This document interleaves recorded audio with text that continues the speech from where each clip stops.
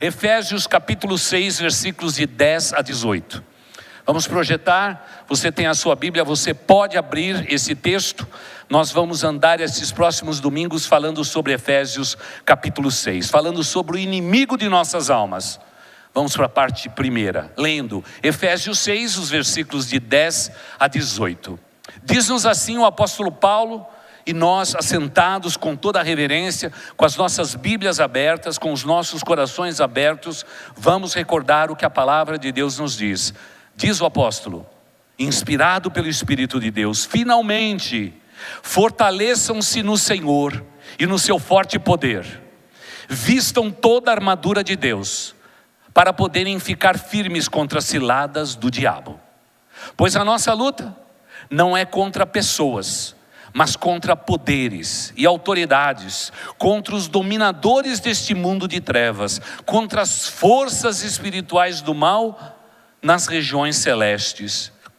Por isto, vistam toda a armadura de Deus, para que possam resistir no dia mau e permanecer inabaláveis, depois de terem feito tudo. Assim, mantenham-se firmes, cingindo-se com o cinto da verdade, vestida a couraça da justiça e tendo os pés calçados com a prontidão do evangelho da paz. Além disso, usem o escudo da fé, com a qual vocês poderão apagar todas as setas inflamadas do maligno. Usem o capacete da salvação e a espada do Espírito, que é a palavra de Deus. Orem no Espírito em todas as ocasiões, com toda oração e súplica, tendo isto em mente, estejam atentos e perseverem na oração por todos os santos. Amém. Queridos, quando estabelecemos a história da humanidade, antes que o mundo existisse, o inimigo se levantou. Ele que era um anjo de luz, chamado Lúcifer, ou o anjo que continha luz deslumbrante, poderosa. Ele tendo o poder de estar ao lado de Deus, tendo o poder de reger os coros celestes que realmente encantavam e adoravam a Deus dia e noite no seu trono, subiu ao coração dele, tendo ele pecado e se inclinado a todo o mal, não pelo pecado, mas pela inclinação do mal.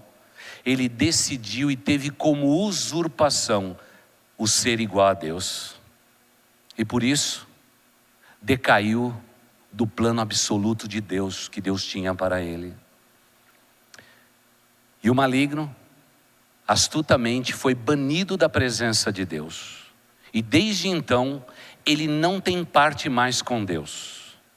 E para a sua vida, e para a sua existência, só é destinado o inferno e a perdição eterna. Não há entremeios.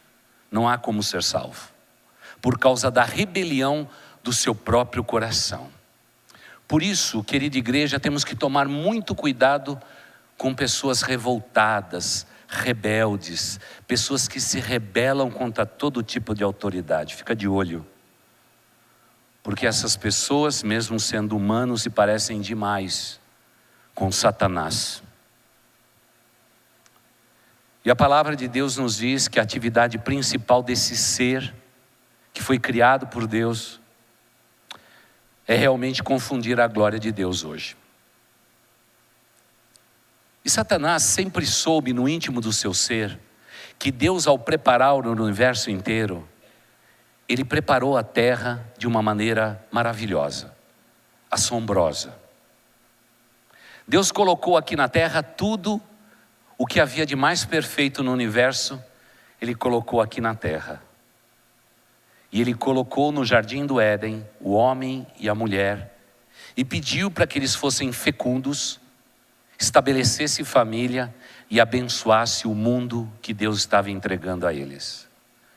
O maligno imediatamente entendeu o seguinte: se eu destruir, não as montanhas, não os mares, não os grandes seres vivos, mas se eu tocar na família, que é a menina dos olhos de Deus, numa cadeia incrível, eu vou conseguir contaminar todo o universo. E esse foi o propósito dele. É por isso que logo que a gente começa a ouvir falar de Satanás, já encontramos ele em Gênesis 3, já trabalhando. Ele não descansa, ele não dá folga, ele não dá trégua, quer para a igreja de Cristo Jesus ou para cada crente na face da terra. No Novo Testamento ele é chamado realmente do inimigo das nossas almas. E esse ser, quando a gente lê essa história, a gente logo diz: mas pastor, se Deus já sabia de tudo isso, Deus podia ter acabado com o cara. Podia feito ele virar vapor, ou uma árvore, ou uma montanha, ter petrificado ele num canto, ele não sairia para nenhum canto. Acontece que o nosso Deus é um Deus que cria determinados seres, incluindo eu e você, com algo que Ele deu para que nós nos parecêssemos com Ele, o livre-arbítrio. Ele nos fez assim. E Satanás goza desse privilégio. Ele é livre para ser o que ele quiser ser.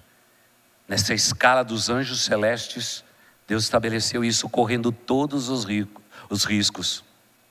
A tal ponto de Satanás subir no seu coração que ele, ao reger os coros celestes, pela voz do seu comando, todos os louvores eram estabelecidos. Ele disse: eu sou poderoso. E aí o mal entrou e se perpetuou nesse ser incrível, maléfico, sujo, asqueroso, nojento, destruidor. O inimigo das nossas almas. E ele não teve dúvida. Quando ele viu que os olhos de Deus olhavam para a terra, ele disse: há algo especial nesse planeta. Aquele jardim, eu conheço o jardim. Eu sei o que fazer. Eu sei como destruir e frustrar os planos de Deus. E ele frustrou. Aí entra vocês meninas na história. Aquela boa moça chamada Eva, linda e perfeita, a mulher mais linda que houve sobre a face da terra. Se você se acha linda, você é feia perto de Eva, com todo o respeito. Porque Eva tinha saído das mãos do Altíssimo. Mas ele percebeu que este ser, que não foi tirado do pó da terra e que não era racional o suficiente, mas foi tirado de tecido humano da costela de um homem e tinha a capacidade de entender as coisas de maneira diferente, ele foi exatamente nela para seduzi-la e para tentá-la, e ela pecou. Não somente ela, mas como também o seu marido.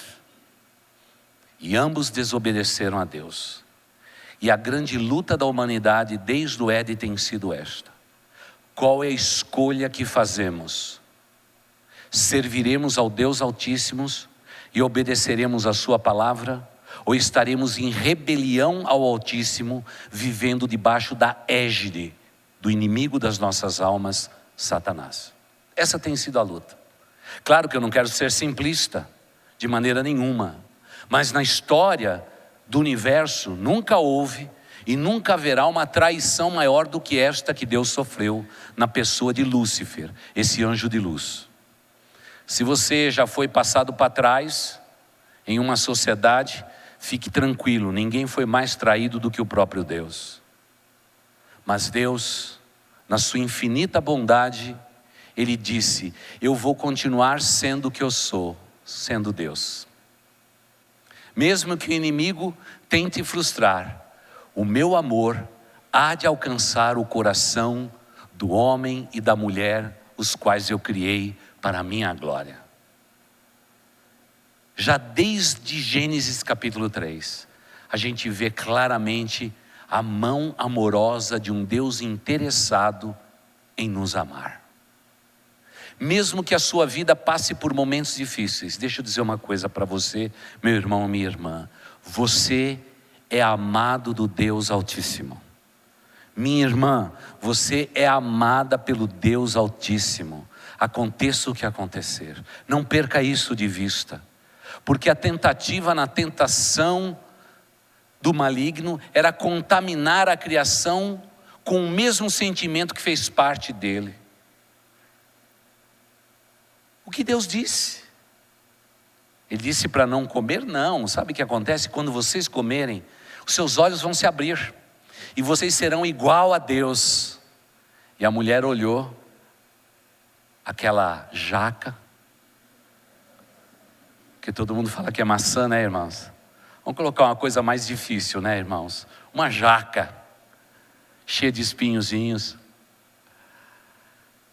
Ela viu aquela fruta e disse: puxa, ela é agradável aos olhos.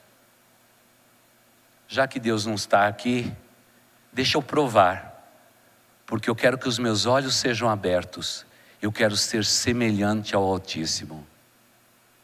E aí houve a queda. Quando Adão chegou em casa, as coisas já tinham mudado. Ele tinha duas opções: deixar Eva na sua rebeldia, ou fazer parte da rebeldia, uma vez que aquela era sangue do seu sangue, osso dos seus ossos. Ele escolheu a segunda opção, a tal ponto da Bíblia dizer que a mulher não somente comeu do fruto, mas deu ao seu marido e ele comeu. Aliás, os homens sempre são pegos pelo estômago. Não tem jeito. Claro que a gente pode discutir o que aconteceu, mas, irmãos, estamos falando de uma família. Estamos falando de um homem que recebeu a responsabilidade de trabalhar, e o trabalho dele era simples. Ele daria nome a todos os animais, a todas as aves, a todas as árvores. Ele nomearia tudo isto, e assim seria, como tem sido até os dias atuais. É inacreditável a capacidade mental desse homem. Segundo os estudiosos, ele já tinha um computador na cabeça dele, para saber os nomes que aquelas plantas, aquelas rochas, aqueles metais, tudo aquilo receberia. É inacreditável. Mas talvez Adão ficou ocupado demais e deixou a mulher sozinha. Os problemas familiares já começaram ali. Um marido ocupado demais, uma esposa ociosa que gosta de conversar com cobra. Não é? Eu acho um pouco antagônico, porque a mulher já tem medo de barata, mas conversar com cobra é um negócio mais complexo. Mas eu tenho certeza de uma coisa: se eu deixar minha esposa sozinha, ela vai conversar até com a parede. Porque mulher gosta de conversar. E o inimigo das nossas almas estava ali. Esse ser chamado Lúcifer. Sedutor, enganador. E ao ver a obra-prima de Deus, ele disse: eu quero colocar também as minhas impressões digitais. Se eles têm o DNA de Deus, eu quero manchá-los com as minhas mãos de maldade, de rebelião. Eu quero tocá-los. E o primeiro casal, enfrentou grande dificuldade. Por isso, fique de olho na família.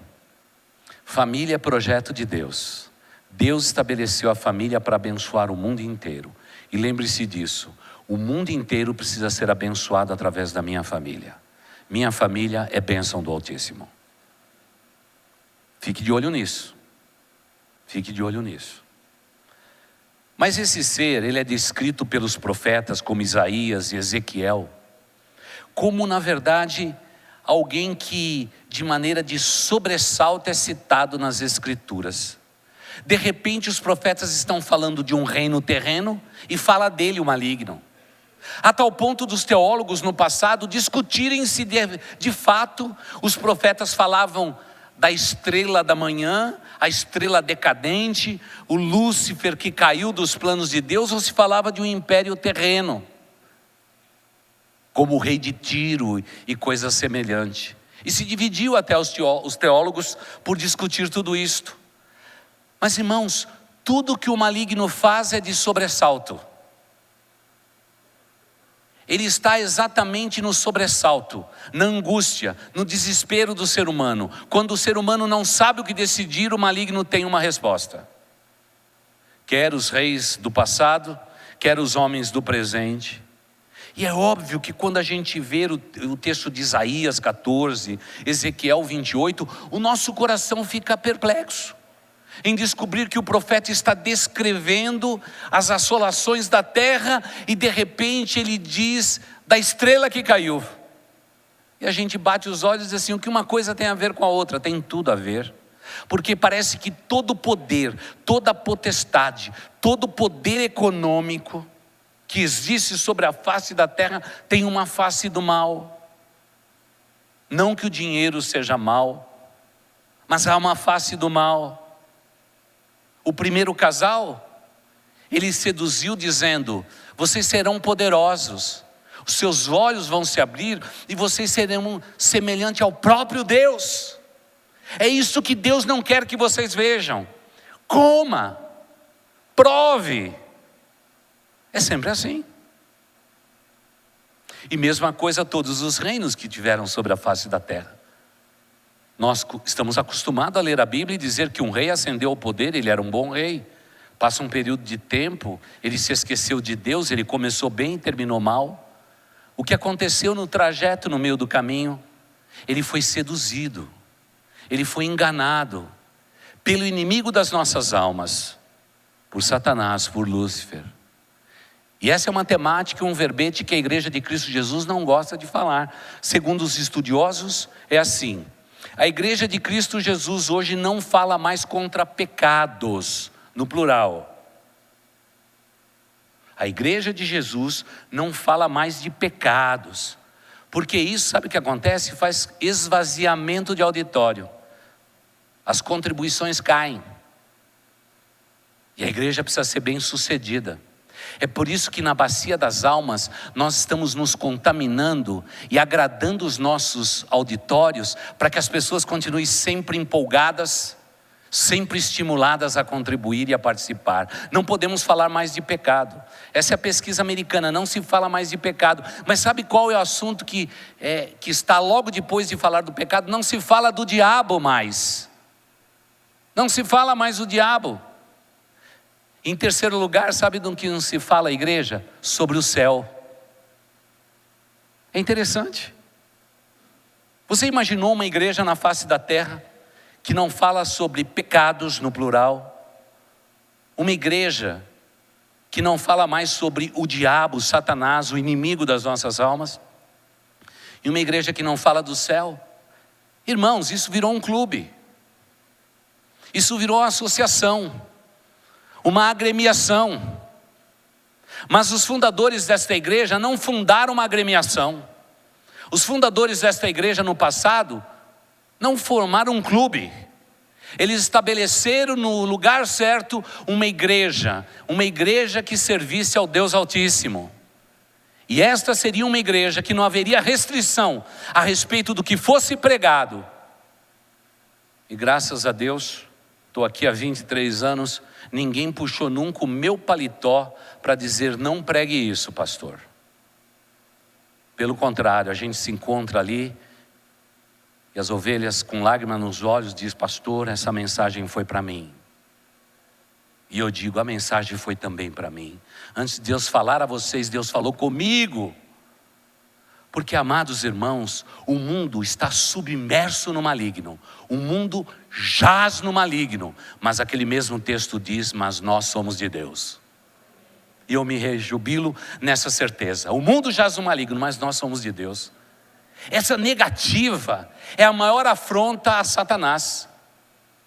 Subtraia a igreja de Cristo Jesus por um momento da face da terra. Tire o povo de Deus da face da terra. O maligno teria toda a liberdade para destruir mais do que ele destrói. E ele tem o seu poder limitado. Porque nesta igreja hoje já oramos em nome de Jesus Cristo dizendo, Senhor Deus, abençoe a nação brasileira. Abençoe o nosso povo, abençoe os nossos filhos, abençoe todos aqueles que estão ao nosso lado. Esse é o poder que muda toda a história, é o poder da oração. Nós não conhecemos o poder da oração. Por mais que nos esforcemos, irmãos, há poder na nossa oração. Oramos muito pouco, igreja, e por isso estamos tão combalidos. Há no nosso meio tantos fracos e doentes, por uma razão: oramos pouco, lemos pouco a palavra de Deus, e por isso o mundo está nos contaminando de uma maneira inacreditável. Irmãos, hoje sou pastor. Pode ser que amanhã não seja mais pastor desta igreja, mas eu fico imaginando o que vai ser um ministério daqui 25 anos se Jesus não voltar.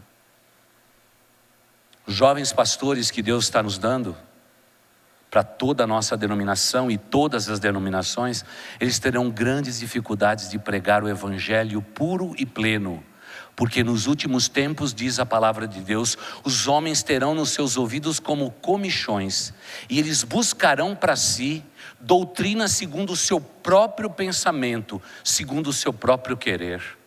Serão tempos difíceis, é o que nós estamos vivendo agora. Talvez você esteja aí dizendo: pastor, eu gostaria que o pastor falasse sobre a vitória que nós temos em Cristo Jesus. Eu estou falando disso. Pastor, eu gostaria que você falasse da prosperidade que nós temos em Cristo Jesus. Eu estou falando, porque se você quer vencer o maligno e ser próspero, lembre-se do seguinte: você tem um inimigo, e ele está vivo e ativo no planeta Terra. Ele está trabalhando, ele conspira contra a sua igreja, ele conspira contra o povo de Israel, ele conspira contra a nossa família. Fica de olho nessas 3 instituições. É por isso que todos os teólogos do mundo, eles estão olhando agora para a família, olhando para Israel e olhando para a igreja de Cristo Jesus, porque eles sabem que é assim que o inimigo vai seduzir as nações do mundo. Mas há algo interessante a respeito do nosso inimigo. Ele não parece ser aquele ser vermelho vinho, com um rabo comprido, com um tridente na sua mão, com chifres aviltados e destilando fogo da sua boca. Isso é um mito. Ele é persuasão. Ele é persuasão. E a atividade principal, segundo no texto que nós lemos, é realmente habitar o lugar santíssimo, a mente de um ser humano onde Deus é adorado e a igreja onde Deus é adorado. Essa é a atividade. Isso é lugar santo, segundo o Novo Testamento. A minha mente onde Deus é adorado. Então tome muito cuidado com a sua mente, porque ela é um campo de batalha. Porque da nossa mente procede todos os pensamentos ruins, todos os preconceitos, todo sentimento de derrota, todo sentimento de fracasso, e é isso que o inimigo quer sempre nos dizer. Como a gente tem percebido isso nesses dias, irmãos? Dentro da família, os jovens estão sofrendo. Há um descontrole financeiro, há um problema familiar, e logo alguém toma uma decisão. A decisão mais fácil, a que estiver mais próxima, para resolver os seus problemas. E o maligno está ali sugerindo opções, como se fosse, na verdade, um agente de turismo dizendo: o que é que você quer? Você quer acabar com a tua vida? Você quer destruir a vida de alguém? Você quer maldade contra alguém? Você quer destruir? Ele tem todos os planos turísticos. Ele está pronto para oferecer. Ele tem um catálogo para cada um de nós, conforme as nossas próprias fraquezas e debilidades. Ele é astuto. Se ele tentou Jesus, o próprio Deus, ele não vai tentar você? Se a atividade principal dele é matar, roubar e destruir, irmãos, ele está no mundo para matar, roubar e destruir. Ele quer te matar. Ele quer te destruir. Ele quer acabar com a sua vida. Mas lembre-se, eu sou um chefe de família. Eu tenho minha esposa ao meu lado. Eu tenho os meus filhos. E agora já tenho os meus netos vindo atrás. Eu vou erguer a minha mão e dizer assim: Senhor Deus, a minha família pertence ao Senhor. Se o inimigo das nossas almas quiser destruir o que o Senhor me deu, eu não vou permitir. Eu vou vestir toda a armadura do Senhor, vou apanhar a espada do Espírito, e eu vou lutar contra o inimigo da minha alma, aquele que atenta contra a minha família. Eu serei o valente, e não vou permitir que a minha família seja destruída. Como o povo de Israel diz, nós não voltaremos atrás em 1 milímetro daquilo que Deus falou. É direito deles, é terra deles, Deus deu como promessa.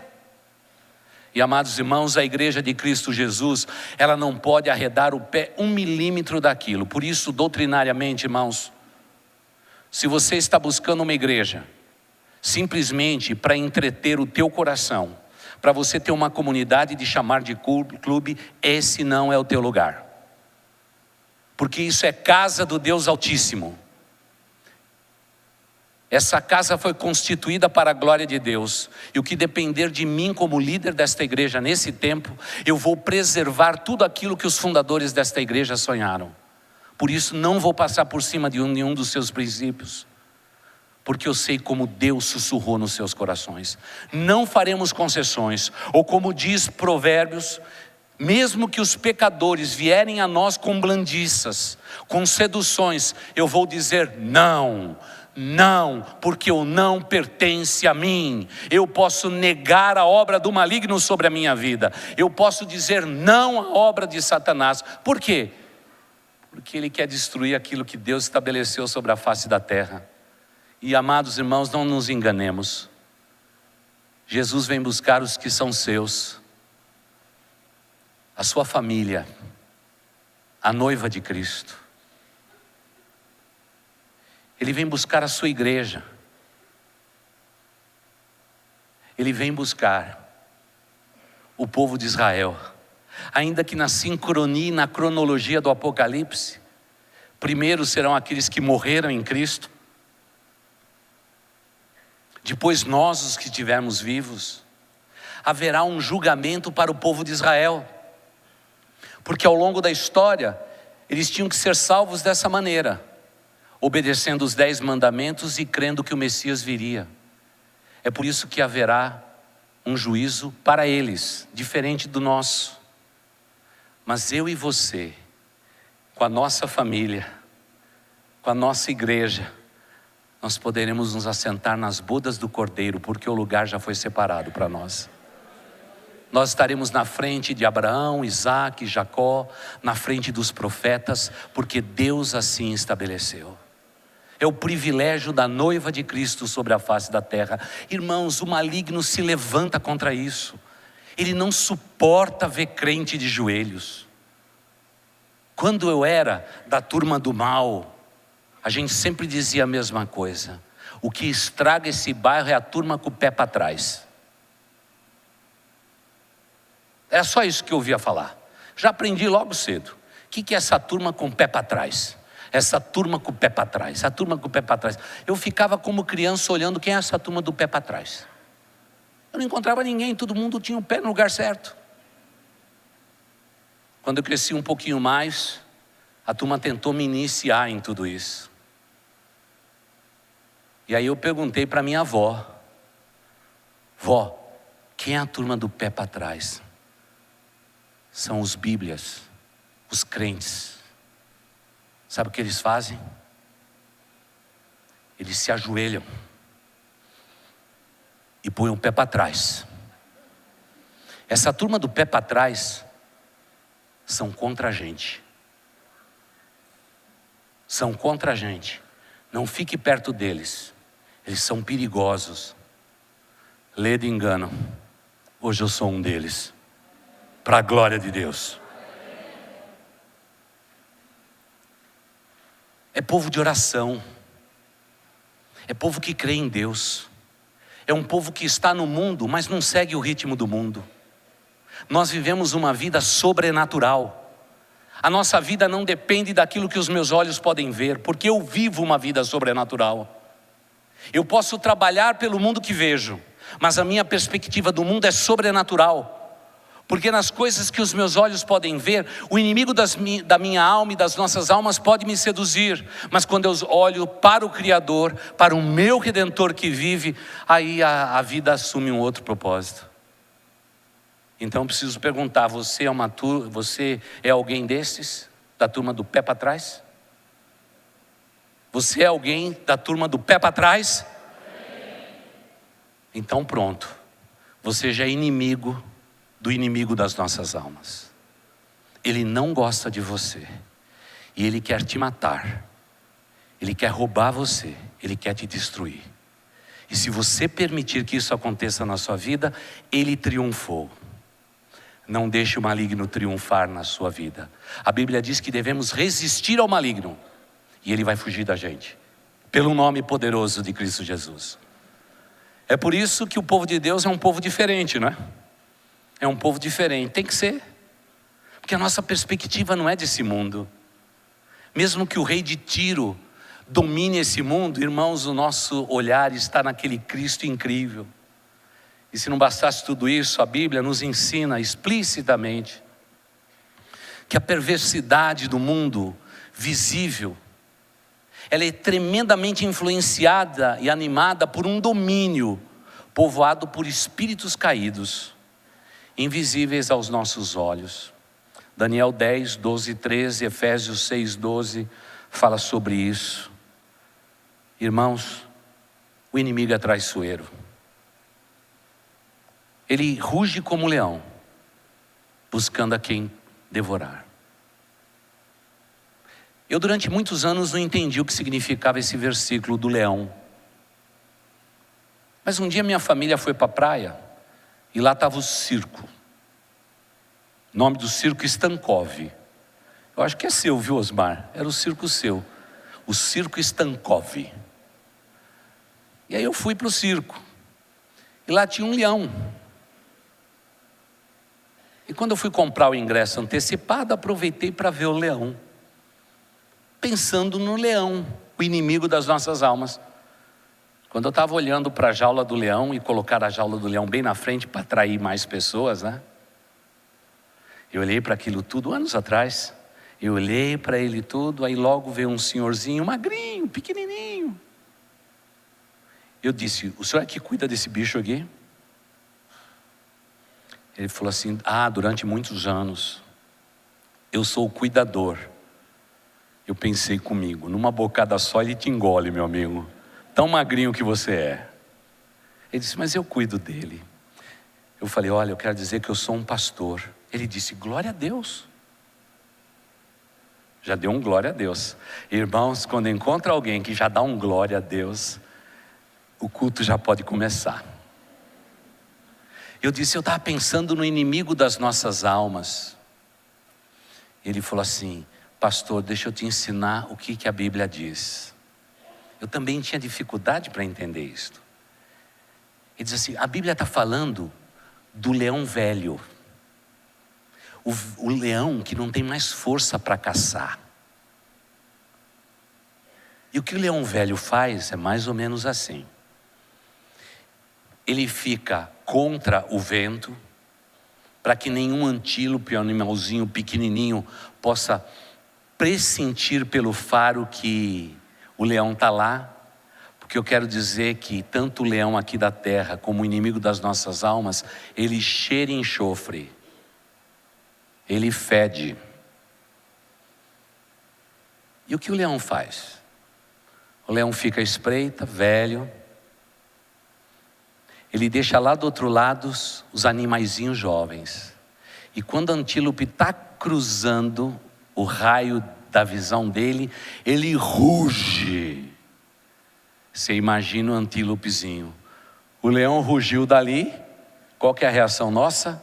É correr para longe dele. E aí a gente cai na mão dos leão novo. E aí fatalmente morremos.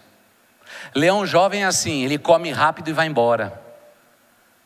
Quando eles vão tudo embora, o leão velho, o leão que ruge, ele dá uma lambida nos beiços e diz, tem muita carne lá que os jovens comeram rápido demais e eu vou poder me alimentar.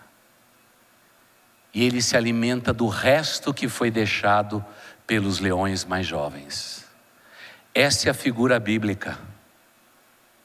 Quando anos mais tarde compartilhei com um teólogo querido nosso, e falei da experiência minha lá no circo. Ele disse: é isso mesmo, é o leão que ruge. É esse leão velho, ele nos induz ao erro e depois saboreia o que resta da nossa vida. Se você ouvir o rugido do leão, vista toda a armadura de Deus e enfrente o leão. Não corra, porque a sua vida corre risco, porque ele é astuto. Ele anda ao derredor e ele quer que a sua vida seja reduzida a restos, porque é disso que ele se alimenta, do resto de alguém que foi abençoado por Deus, do resto de alguém que quis servir a Deus, do resto de uma criança que foi consagrada no altar de Deus, e etc, etc. Temos que vestir toda a armadura de Deus, e é isso que a gente vai aprender mais para frente. A gente tem que enfrentar. E há momentos da nossa vida que são cruciais, porque intuitivamente nós queremos fugir do leão, mas Deus nos diz pela boca de Paulo: não, você vai vestir toda a armadura de Deus. Você vai pegar o escudo, você vai pegar o capacete, você vai pegar a sandália, você vai pegar a couraça, você vai pegar a espada, e você vai vencer o inimigo. Vai vencer o inimigo. E talvez o que o inimigo mais use nesse tempo é o medo. É o medo. É por isso que talvez 365 vezes na Bíblia está escrito: não temas. Uma para cada dia do ano. Porque o inimigo sabe que o medo nos congela, o medo de fracassarmos, o medo de sermos derrotados, o medo de não sermos reconhecidos, não sermos respeitados, não sermos amados e não sermos. O medo nos congela e aí nos tornamos uma presa fácil nas mãos do inimigo. É por isso que Deus disse: revista de toda a armadura de Deus, meu filho, e lute contra o inimigo das tuas almas, porque Cristo Jesus na cruz já venceu ele. Vença você também. Ele pisou na cabeça da serpente.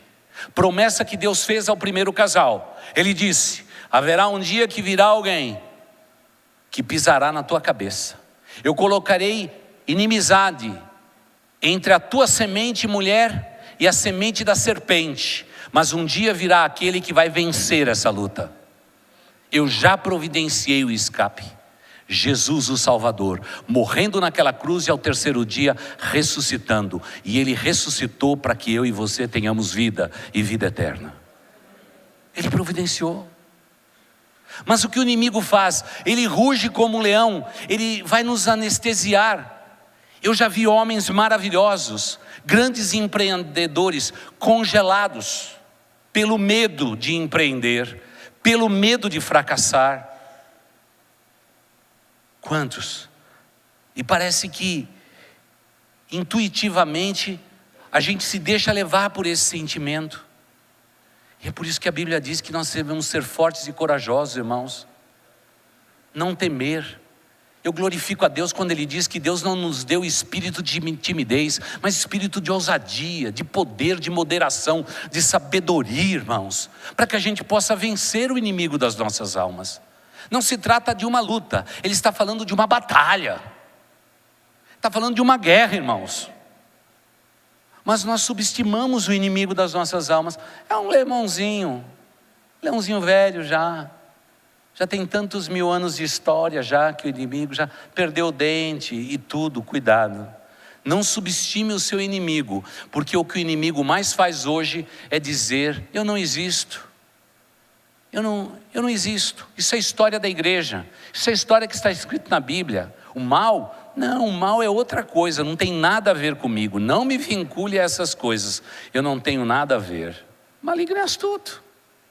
Tanto é que hoje, não aqui no Brasil, graças a Deus, mas nos Estados Unidos, 38% das pessoas que dizem ser cristãos não acreditam no diabo e na sua influência.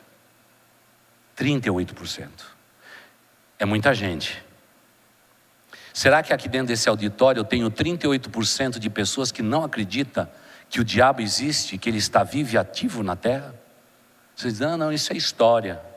Tome cuidado, porque a gente continua crendo nesse livro maravilhoso, a palavra do Deus Altíssimo. Ela é insubstituível para nós.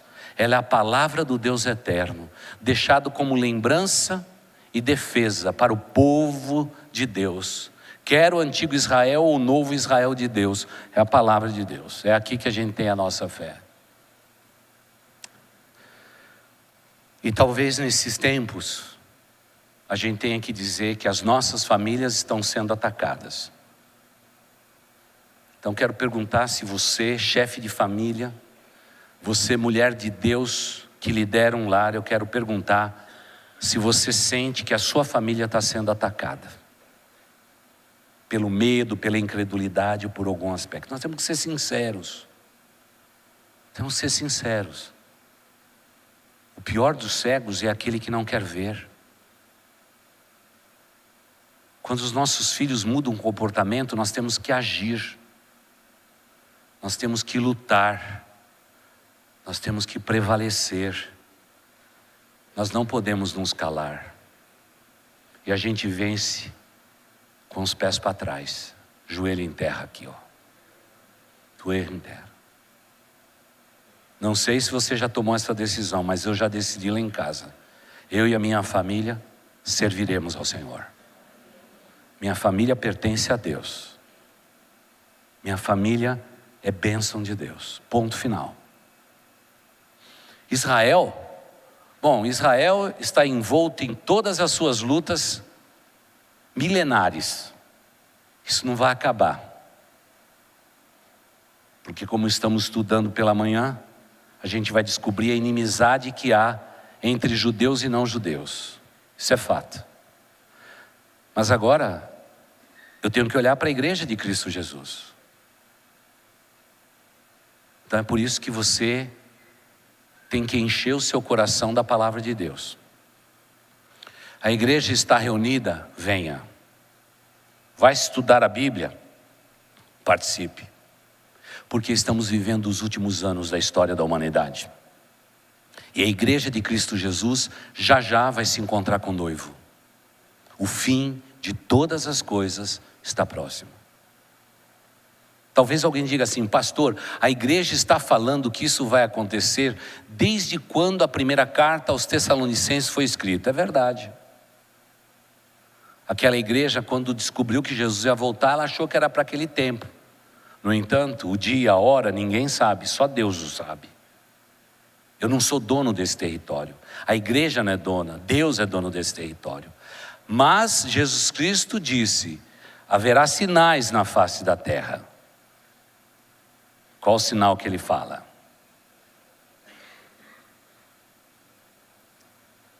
A família estará dividida.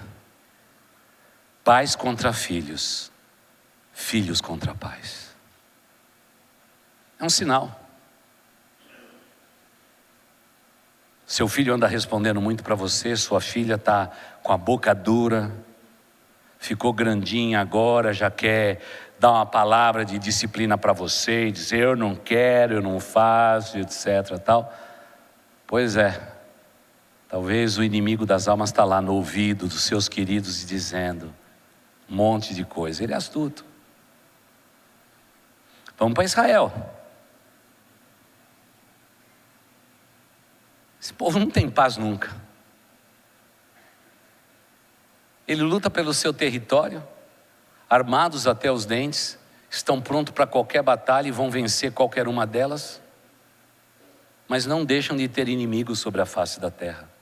Os dias são difíceis. Agora, deixa eu pular para o lado de cá. Está todo mundo dizendo, não, a igreja é paz e amor. A igreja está adocicando a mensagem. A igreja de Cristo Jesus está sendo legal agora. Ela está falando com todas as tribos. Ela está falando com todas as pessoas. Não está excluindo ninguém. Está incluindo todo mundo. Essa é a igreja mais linda que houve na face da terra. Tome cuidado. Tome cuidado, por quanto dissermos no nosso coração, a paz aí que vai vir, sorrateira destruição sobre a nossa vida. E é por isso que alguns dias à frente, alguns meses ou alguns anos, Jesus Cristo vem buscar tudo. É como se ele olhasse para a igreja e dissesse: família, ela está aqui. São as minhas famílias que estão dentro da igreja. Eu venho buscar a minha igreja. Irmãos, se Jesus foi preparar a casa para nós, deixa eu falar uma coisa, eu acho que está respaldando a casa. Para que você que já construiu sabe o que o pastor está falando, está sendo respaldado. Nós estamos chegando lá no telhado, irmãos. Na tua mansão celeste já estão fazendo o telhado, os anjos já estão trabalhando. O fim está próximo. Eu não preciso mais olhar, como tenho repetido inúmeras vezes do púlpito, ao longo desses anos todos, eu não preciso mais olhar para o mundo para ter certeza que Jesus está voltando. Eu olho para a igreja de Cristo Jesus e digo: Jesus está voltando. Porque nós estamos vendo hoje a apostasia dentro da igreja. Nós temos pessoas negando a fé dentro da igreja. Hoje dentro da igreja, pessoas buscando doutrina segundo o seu próprio coração e sendo seduzidos pelo maligno. Esse é o momento. Eu não preciso olhar para o povo de Israel, ainda que eu tenha que estar atento. Eu não preciso olhar para a família que está sendo destruída, acabada, solapada nesse tanto. Eu olho para a igreja, eu já estou vendo isso tudo, irmãos. Já estou vendo tudo isso acontecendo. E quando a gente olha para isso, a gente tem que se preparar, porque o fim está próximo, irmãos. O fim está próximo. Você gosta dessa expressão? O fim está próximo. Você pode dar um amém? É, porque senão você quer ficar. Meu irmão, se você quer ficar, então fique à vontade. Você vai ter que bater um papo com o anticristo. Você vai estar muito solitário aqui, porque o Espírito Santo de Deus vai junto com a igreja. E aí o sujeito vai pegar a Bíblia nossa, vai arrombar as portas da igreja Boas Novas, chegar aqui e dizer assim: ah, meu Deus do céu, o sumiço desse povo todo mundo de Boas Novas estava aqui, estavam tudo entupindo, a gente estava reclamando que o trânsito era caótico por causa dessa igreja, todo mundo para de guia rebaixada, mas os primeiros vizinhos vai ser o da guia rebaixada, dizendo: onde está aquele povo diferente? Foi embora a Passião, foi embora. Vão pegar a Bíblia, vão ler a Bíblia, mas não vai ter o toque do Espírito Santo de Deus, que nos convence do pecado, da justiça e do juízo. Vão ler letrinhas na página das Bíblias e mais nada, e não haverá consolação, porque se iniciou sobre a face da terra, no momento em que a igreja é retirada, grande tribulação como nunca houve na face da terra. E aí, fica tranquilo, vai surgir um meio judeu, meia outra nação. O sujeito vai aparecer dizendo: eu tenho solução. Eu tenho solução. Esse povo que foi embora, gentalha, foram embora. Isso aí não prestava não. Olha, sabe, aquele núcleo celular que a gente viu num lugar do céu, emitindo energia. Porque você imagina Jesus encontrando com a gente num ponto celeste nos ares, irmãos. O que vai ter de megaton de energia naquele lugar, irmão, sai de baixo. É energia mesmo. É molécula, é átomo circulando em alta velocidade. Diz assim, é um disco voador gigante, que tirou da face da terra aquele povo chato, aquele povo com o pé para trás, aqueles Bíblia, aquele povo chato que vivia falando: você precisa aceitar Jesus. Ele vai tentar trazer resposta, irmãos. Ele vai estar bem complicado com essa resposta, mas ele vai dar um jeito, segundo a Bíblia diz. E o que ele vai fazer? Ele vai fazer o que Isaías, o que Ezequiel e o que o Daniel falou que os reis da terra faziam. Com poder e sedução vai trazer resposta. Com dinheiro vai trazer resposta. Por isso o império que vem do anticristo, ele é tanto religioso quanto financeiro. Ele vai vir. Vai trazer resposta. Ele vai olhar para Israel. Não, precisamos cuidar das famílias. Precisamos cuidar das famílias. Quem tem fome não vai ter mais fome não. Nós vamos dar um jeito nisso aí. Israel, oh Israel, Israel, oh Israel lindo e maravilhoso. De cada $100, 70% passa pela mão de vocês. Vocês são ricos. Vocês são meus amigos. Israel vai dar uma olhadinha para eles assim, eu acho que esse é o Messias. E durante 3 anos e meio eles vão acreditar que o anticristo é o Messias. Lê do engano. Ele é o próprio Lúcifer, o enganador. Ele vai estar personificado na face da terra. Ele vai dizer, povo de Israel, já tenho uma solução para vocês. Israel vai ser a capital mundial da fé. Todas as religiões da terra vão ser honradas aqui. Vamos reconstruir o templo, vamos fazer tudo o que tem que fazer. Israel vai ser a capital mundial da fé. Eu vou escolher um país no mundo para ser a capital financeira, mas aqui é a capital da fé. Vai cessar a guerra, vai acabar com toda essa briga, vamos depor as nossas armas. E a Bíblia diz que muitos judeus vão crer que esse cara é o Messias. Eles rejeitaram o Messias, agora vão aceitar esse Messias. O sujeito é enganador, é sujo, sorrateiro. Vai enganar até judeu? Irmão, você já tentou enganar judeu? É difícil, viu, irmãos?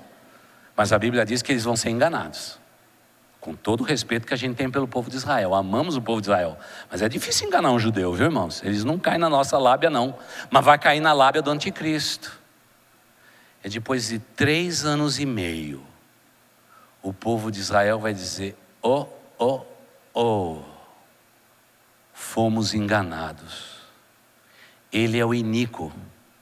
Sabe por quê? Surgirá 2 testemunhas.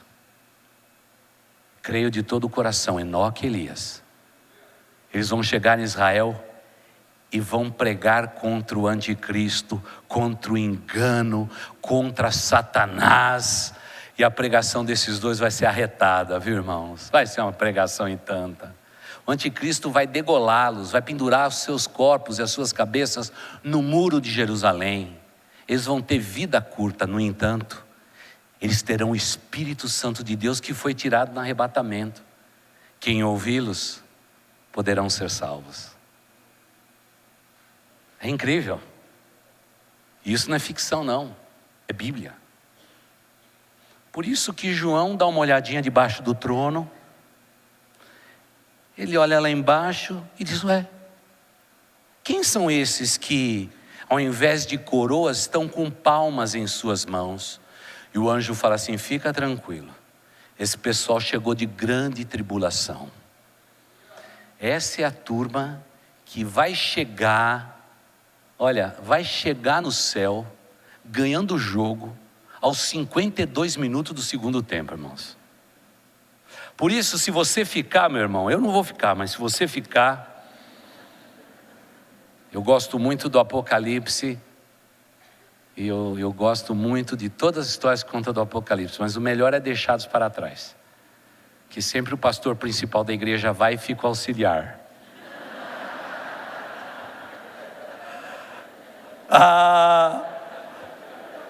Vai ser uma bênção. Vai ser uma bênção, porque em todo o filme do Apocalipse, o pastor principal vai embora e o auxiliar fica. É uma bênção, é por isso que eu sou pastor principal. Não aceito qualquer outra coisa, não quero correr risco.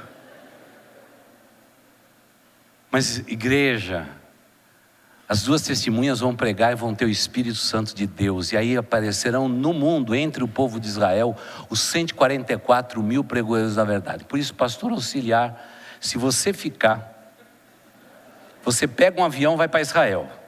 Parece que em 2018 a gente vai voar direto para Israel.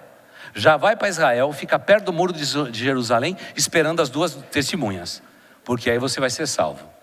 Porque o restante serão dias de amargor e terror, como nunca houve na face da terra. Nenhum filme consegue descrever como serão aqueles dias. Porque quando Daniel, olhando para 70 semanas, ele viu o que aconteceria na 70ª semana, Daniel teve o desejo de morte. Ele não comeu, ele não bebeu, ele se prostrou, porque ele entendia que aquilo ia acontecer com Israel sendo enganado pelo maligno, seduzido pelo maligno naqueles dias. E a astúcia do maligno é tão grande que quando ele clamou a Deus em Daniel capítulo 9, dizendo: Deus me responda esse mistério, como ele estava em território persa, a potestade, como vamos aprender no outro domingo, a potestade que dominava aquela região impediu os anjos de trazer resposta para Daniel. Não é a força desses principados terríveis, irmãos. Profeta lá prostrado, acabado, achando que Israel iria ser seduzido pelo anticristo e que aquilo ia acontecer naqueles dias. Ele clamou a Deus e não tinha resposta, e ainda ele foi resistido na sua oração. Ele está dizendo: Senhor Deus, eu tenho orado ao Senhor, o Senhor não me responde. Mas aí eu gosto de batalha. Quando começou a demorar demais, Deus mandou um arcanjo. Mandou um arcanjo. Eu gosto de arcanjo, irmãos. Ele já resolve qualquer parada, irmãos. O sujeito chegou lá, olhou para os olhos do diabo e disse: pode sair da frente que eu estou passando. O meu servo está lá de joelhos com o pé para trás, clamando a mim já há dias, e ele não recebeu resposta. Me dá licença, porque o Altíssimo pediu para que eu passasse. E naquele mesmo instante, os demônios disseram: pode passar, a casa é sua, porque há poder e autoridade no nome do nosso Deus. Aleluia por isso. E aí lá está o homem com o pé para trás, a ponto de morrer. O anjo, para poder falar com ele, tamanha era a fraqueza da resistência física dele, que teve que animá-lo. Você imagina um arcanjo animando alguém, irmãos. Se bem que tem gente crente que é tão desanimada que só um arcanjo mesmo para animar. E pediu para que ele ficasse em pé nos artelhos e disse a palavra que eu quero terminar esse culto com vocês. Ele diz: servo amado. Oh meu Deus, que Deus maravilhoso que a gente serve. Nós não somos dignos, mas Ele é digno. Nós não podemos, mas Ele pode. Nós não temos, mas Ele tem. Esse é o nosso Deus, que olha para nós e diz: servo muito amado. Desde o primeiro dia que você aplicou o seu coração a orar, são ouvidas as tuas palavras, e eu vim por tua causa. Esses são os homens, os profetas, que tiram os arcanjos dos céus e traz à terra. São homens que buscam a vontade de Deus de uma maneira que nós não sabemos explicar. Se anime, porque o que você viu nesta visão é assim, Daniel. 69 semanas vai se cumprir, e a 70ª semana que te aterrorizou, tire o temor do seu coração. Essa profecia não é para esses dias, mas é para dias futuros. Igreja de Jesus, para dias futuros. É para nós. Não era para Daniel, é para nós. Daqui a pouquinho, quando a igreja de Jesus subir, começará a 70ª semana do profeta Daniel sobre a face da terra. Por isso, vamos continuar estudando sobre o inimigo das nossas almas, mas eu não posso terminar num tom triste. Eu tenho que terminar num tom de alegria, porque eu e você servimos aquele que venceu. Venceu, e glória a Deus por isso. Quantas vezes eu sou derrotado, mas Ele é vitorioso. Ele venceu. Ele é Deus Todo-Poderoso, e em breve virá para nos buscar. Por isso, não esteja sendo seduzido pelo inimigo das tuas almas, das nossas almas. Que possamos nos apegar a Deus. Adolescentes, jovens, é tempo de vocês se santificarem. Não é tempo mais de vocês se contaminarem com as coisas desse mundo. É tempo de você buscar o Deus Altíssimo. Você não está precisando do apoio, da palavra positiva dos teus amigos. Você está precisando da palavra de Deus. Você não precisa ser aceito pelos homens, porque você já foi aceito pelo Deus eterno. Você não precisa de aprovação humana. A tua aprovação veio dos altos céus. E o teu nome está escrito no livro da vida. E naquele livro o diabo não tem poder para tocar, porque esse livro é o livro onde está escrito o meu nome e o seu nome. E ninguém pode apagar o nosso nome daquele lugar. Podemos viver no mundo que jaz no maligno, mas irmãos, glória ao nosso Deus. Nós somos de Deus. Nós somos de Deus. É isso que muda tudo. É isso que muda tudo. Por isso eu posso dizer ao fraco: se levante, porque o teu Cristo já venceu. Tire o sentimento de dor, de morte, de destruição da tua vida, porque o teu Redentor vive, meu irmão. E Ele é abençoador daqueles que se aproximam dEle. E eu e você estamos hoje aqui nesta igreja para aprender sobre os inimigos da nossa alma. Mas nós temos que resistir ao diabo, e ele vai fugir em retirada, porque nós somos de Deus, o Deus maravilhoso. Oh, glória a Deus. Eu andei tão perto do diabo, eu andei tão juntinho do diabo, eu andei tão agarradinho com o diabo, mas um dia Deus me libertou. Eu agradeço a Deus por aquela igreja pequenininha, em que eu ouvi a respeito da verdade eterna. Meus olhos se abriram, as escamas caíram. E se hoje eu estou aqui, é para contar a história, a verdadeira história, aquela que está escrita na Bíblia. E eu quero pedir a todos vocês, ovelhas deste rebanho, é tempo de nos santificarmos. É tempo de amarmos as almas perdidas. É tempo de buscarmos os aflitos e aqueles que estão caídos pelos caminhos. É tempo de renovarmos o nosso espírito diante desse Deus Todo-Poderoso e dizer mais uma vez a Ele nesta noite: eu pertenço ao Senhor. E se você hoje está aqui e você está longe de Deus, e se o maligno tem cirandado com a tua vida, tem destruído a sua vida, você está no lugar certo. Há salvação para você, porque o nosso Deus é Deus Salvador, Deus poderoso. E o mais gostoso de tudo é que a gente sente que não é digno. Me perdoe, irmãos, porque às vezes depois de tantos anos a gente acaba se repetindo. E me perdoe por repetir mais uma vez. No dia das bodas do Cordeiro, nós seremos coroados.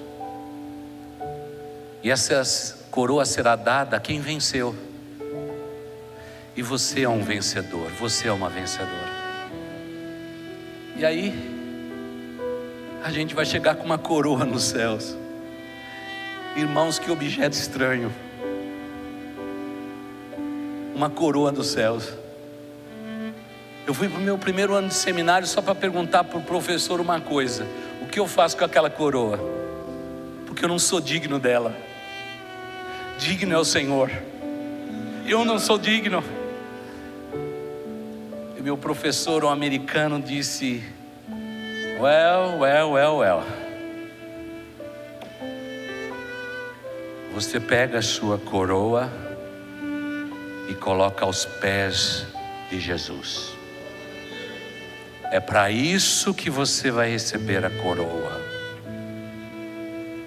Saí daquela aula dizendo: Senhor Jesus, o Senhor tentou me pegar, mas eu vou te surpreender, porque quando for as bodas do Cordeiro, eu vou pegar a coroa que vai estar sobre a minha cabeça e eu vou colocar aos pés daquele que é digno de todo louvor e de toda adoração, o nosso Redentor que vive. Ele é digno de toda adoração. E eu não vou ter nenhum problema, porque essa coroa eu não sou digno, eu não ganhei, Ele ganhou por mim.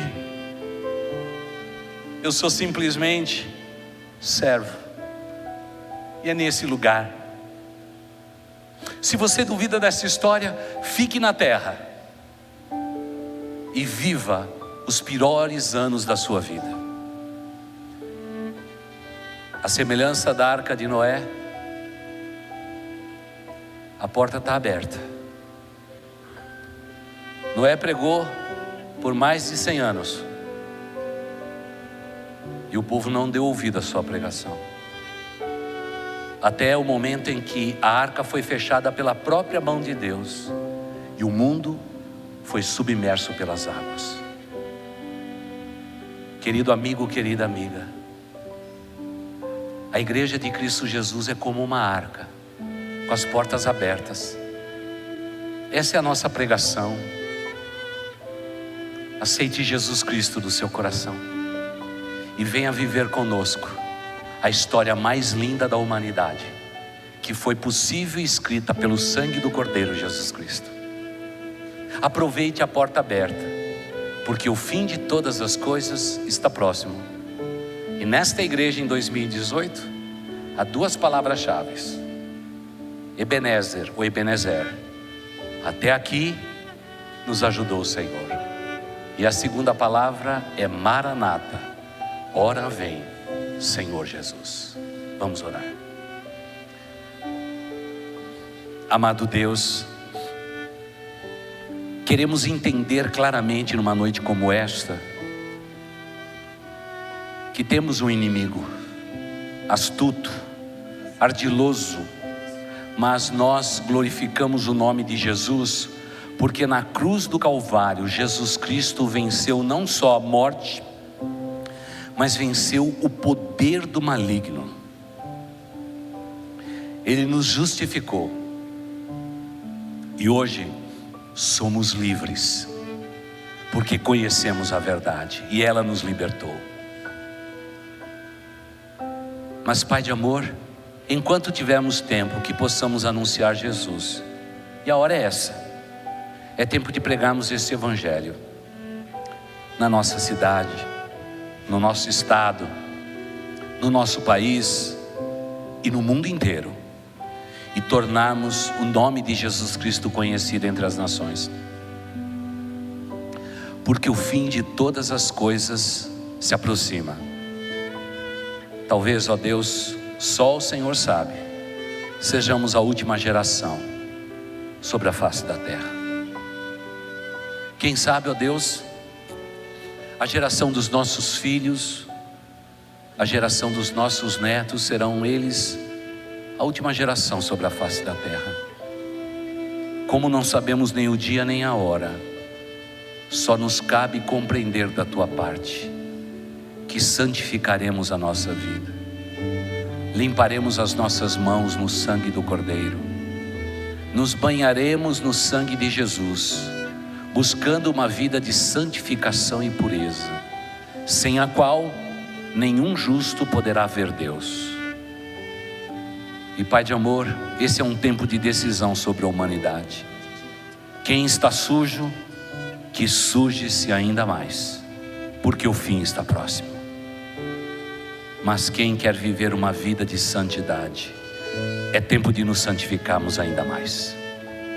Pai de amor, abençoe este rebanho, esta igreja que é tua, Senhor, este povo que se chama pelo teu nome.